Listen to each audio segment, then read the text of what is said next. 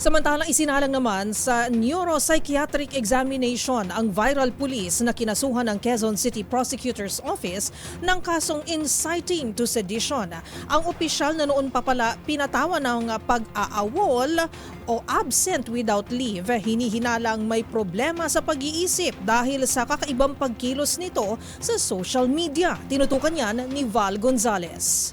Isinailalim na ng Philippine National Police sa neuropsychiatric examination si Patrolman Francis Steve Talion Pontillas. Ito ang inihayag ni PNP spokesperson Police Brigadier General Jean Pajardo kasunod ng pagsasampa ng QCPD sa QC Prosecutor's Office ng mga kasong inciting to sedition at paglabag sa cybercrime law laban kay Patrolman Pontillas. Sa panayam ni Anthony Taberna sa DZRH 2x2 program, sinabi ni Fajardo, noon pang buwan ng Pebrero, ni-require si Fontillas para dito pero bigyo itong magpakita at hindi tumatalima. At dahil anila sa ilang beses na patuloy na pagdedma ng patrolman, kaya't ito'y pinatawan na ng QCPD ng AWOL status o absence without leave.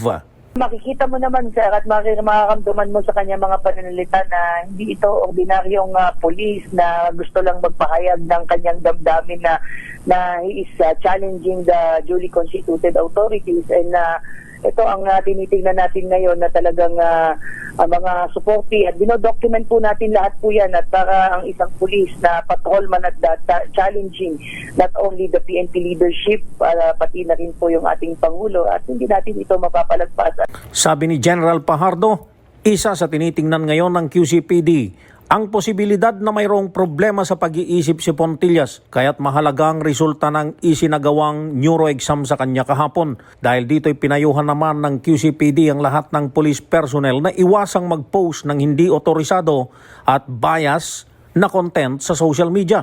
Payo ng QCPD sa kanilang mga tauhan, maging disiplinado at sundin ang pinakamataas na pamantayan ng pagiging isang professional na pulis. Paliwanag ng QCPD, ang PNP ay dapat manatiling apolitical at non-partisan, kaya't mahalaga nilang iwasan ang pagpo-post ng unauthorized at biased na nilalaman sa kanilang mga social media accounts.